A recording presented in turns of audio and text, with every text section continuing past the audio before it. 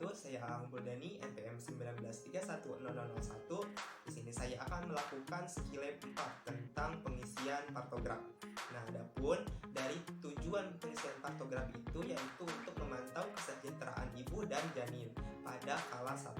Nah, untuk memulai pengisian partograf itu sebelum pembukaan 4 cm. Pada partograf itu ada dua sisi. Yang pertama ada sisi depan, itu berisi tentang keterangan pasien, kemudian ada DJJ janin, kemudian ada kontraksi uterus sama pembukaan serviks. Kemudian untuk yang sisi kedua atau sisi belakang itu berisi tentang ringkasan atau rangkaian dari kala 1 sampai 4. Baik, kita akan memulai pengisian partograf dengan kasus sebagai berikut.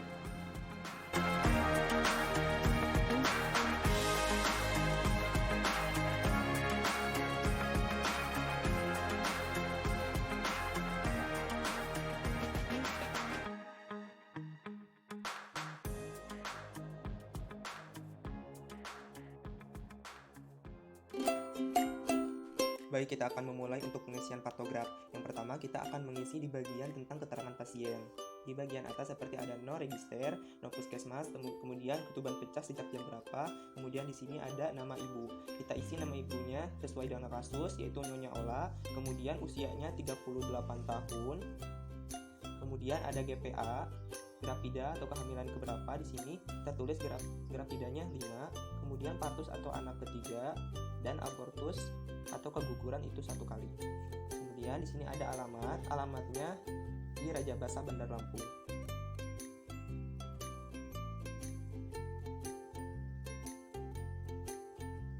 Kemudian di sini terdapat ketuban pecah, karena di kasus tidak ada ketuban pecah artinya masih utuh, ini dikosongkan dulu. Kemudian tanggal pemeriksaannya itu tanggal 26 bulan April 2016. Kemudian untuk jamnya itu pukul 12.00 siang.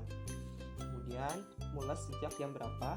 Di kasus itu sejak pukul 2.00. Baik, untuk selanjutnya yang harus diisi pertama kali yaitu di bagian kolom penilaian pembukaan serviks. Nanti yang lainnya mengikuti garis lurus dari pembukaan serviks. Nah, untuk pembukaan serviks itu diberi tanda X, dan untuk turunnya kepala itu diberi tanda titik ataupun 0 ya. Di kasus kita baca bahwa pembukaan pertama kali pemeriksaan itu 3 cm. Karena pembukaan serviks itu dinilai mulai dari fase aktif yaitu 4 cm, maka kita tidak menuliskannya di lembar partograf. Nah, untuk kemudian penulisan pembukaan serviks itu harus sejajar dengan garis waspada. Kemudian selanjutnya dilakukan pemeriksaan kembali pada 1 jam setelahnya, yaitu didapatkan pembukaan serviks 4 cm. Kita tulis dengan tanda X di 4 cm sejajar dengan garis waspada. Kemudian untuk penurunan kepala itu didapatkan 4/5. Kita tulis sejajar dengan garis, yaitu di sini menggunakan tanda titik. Jangan lupa ditulis juga waktunya itu jam berapa, di kasus pukul 13.00. Kemudian kita isi di bagian atas, di bagian DJJ. Pada pemeriksaan didapatkan DJJ janin itu 140 kali per menit. Kita tulis sejajar dengan garis pembukaan serviks, yaitu di bagian sini. Untuk DJJ janin itu diperiksa 30 menit sekali. Selanjutnya di kolom air ketuban atau penyusupan itu didapatkan air ketubannya utuh. Untuk penilaian air ketuban itu sendiri itu ada beberapa penilaian. Yang pertama adalah U atau utuh, yang kedua ada J yang artinya ketuban jernih, kemudian ada M yaitu ketuban bercampur mekonium, kemudian D yaitu ketuban bercampur darah, dan K yaitu ketuban yang kering. Di kasus didapatkan ketubannya utuh. Kita tulis dengan tanda U di sebelah kanan garis. Kemudian untuk penyusupan tulang kepala itu ada beberapa penilaian, yaitu 0 sampai 3. 0 untuk tulang kepala janin terpisah, kemudian 1 untuk tulang kepala janin saling menempel, kemudian 2 untuk tulang kepala janin tumpang tindih namun bisa dipisahkan, dan untuk 3 itu tulang kepala janin tumpang tindih dan tidak bisa dipisahkan.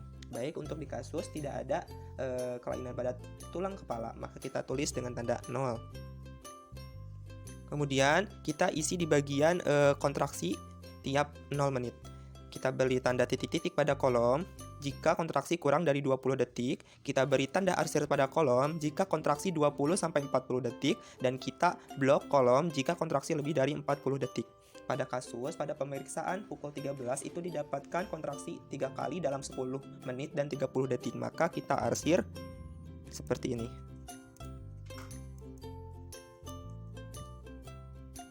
Baik, selanjutnya kita akan mengisi di bagian oksitosin, tetes per menit itu kalau tidak ada kita strip. Kemudian untuk obat dan cairan intravena kemudian kita strip juga kalau tidak ada.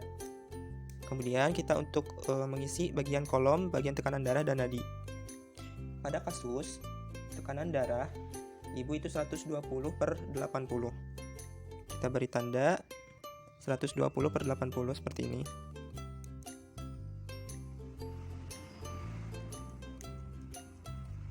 Kemudian untuk nadinya itu 90 kali per menit. Kita beri tanda di 90 menggunakan tanda titik.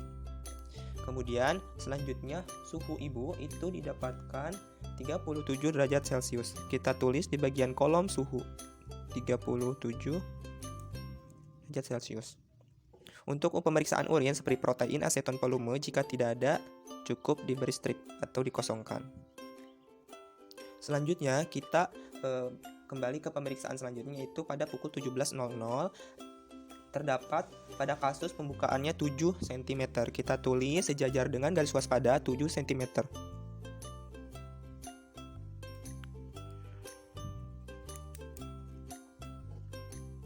Setelah itu kemudian penurunan kepala pada kasus itu 3/5. Kita tulis sejajar dengan garis pada pemeriksaan kedua, yaitu di sini. Selanjutnya kita lanjut ke bagian kolom pemeriksaan DJJ janin, itu didapatkan 150 kali per menit. Kita tulis sejajar dengan garis uterus, yaitu di sebelah sini. Jangan lupa ditulis juga waktu pemeriksaannya itu pukul 17.00 di sebelah kanan garis. Selanjutnya isi di bagian kontraksi, tiap per 0 menit didapatkan kontraksinya itu 4 kali dalam 10 menit dan 40 detik. Kita isi sejajar dengan garis yang di atas. Karena 40 detik kita menggunakan arsir.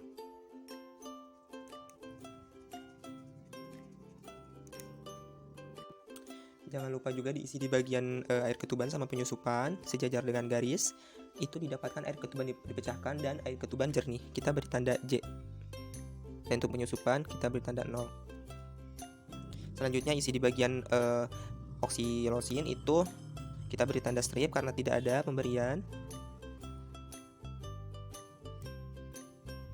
Obat dan cairan intravena juga tidak diberikan, kita beri tanda strip. Selanjutnya isi di bagian nadi dan tekanan darah, didapatkan tekanan darah ibu 130/80 mmHg. Kita beri tanda sejajar dengan garis 130/80.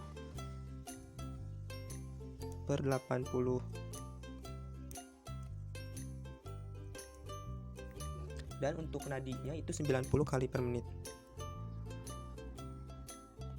Kemudian untuk bagian suhu itu 36 derajat Celcius kita tulis. Dan untuk pemeriksaan urin, protein, aseton, dan volume itu tidak ada, maka kita beri tanda strip atau dikosongkan. Selanjutnya kita akan mengisi di bagian halaman belakang dari paktograf, yaitu mulai dari tanggal pemeriksaan, yaitu tanggal 26 April. Kemudian nama bidan, kita tulis nama bidan di sini. Kemudian tempat persalinannya di mana. Kemudian alamat tempat persalinan. Kemudian di sini ada catatan rujuk pada kala beberapa, alasannya jika ada, kemudian tempat rujukannya, terus pendamping pada saat merujuk. Lanjut ke kala 1, itu paktograf melewati garis waspada, ya atau tidak. Kita beri tanda tidak. Kalau ada masalah kita sebutkan, kalau tidak ada kita strip. Ada kala 2, episotomi, jika iya indikasinya apa, jika tidak apa. Kemudian pendamping pada saat persalinan, itu suami, keluarga, teman, dukun, atau tidak ada. Kemudian gawat janin, jika iya tindakan apa yang dilakukan. Kemudian distosia bahu. Kemudian masalah lain tidak bisa disebutkan dan penata laksanaannya apa. Kemudian hasilnya apa. Kemudian lanjut ke kala 3. Lama kala 3 berapa menit. kemudian pemberian oksitosin,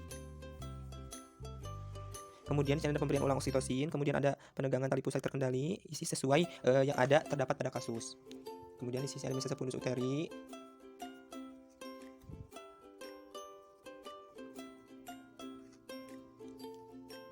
kemudian plasenta tidak lahir lebih dari 30 menit. Kemudian di sini ada restorasi atau tidak. Kemudian ada atoni uteri, ya atau tidak. Kemudian jumlah pendarahan itu berapa cc. Terus kemudian ada informasi tentang bayi baru lahir, itu berat badannya berapa. Kemudian panjang badan, kemudian ada jenis kelamin laki-laki atau perempuan. Kemudian penilaian bayi baru lahir itu baik atau ada penyulit. Kemudian normal atau tidak. Jika normal itu diberi mengeringkan, kemudian menghangatkan bayi atau tidak, rangsang taktil, kemudian bungkus bayi dengan tempat kondisi ibu jika dilakukan tinggal di checklist. Kemudian asfiksia ada atau tidak, kemudian untuk cacat bawaan kalau ada disebutkan. Terus untuk pemberian ASI dan masalah lainnya bisa disebutkan atau ditulis. Kemudian pada tabel pemantauan persalinan kala 4 itu ada 2 jam setelah melahirkan. Jam pertama itu diperiksa 1 kali setiap 15 menit, dan jam kedua itu diperiksa 2 kali setiap 30 menit sekali. Mungkin itu tata cara langkah-langkah pengisian partograf. Karena ini tidak ada di kasus, jadi saya tidak mengisi, hanya sesuai yang ada di kasus. Baik, mungkin cukup sekian video selebgram tentang pengisian partograf dari saya, Al Bodani. Mohon maaf bila banyak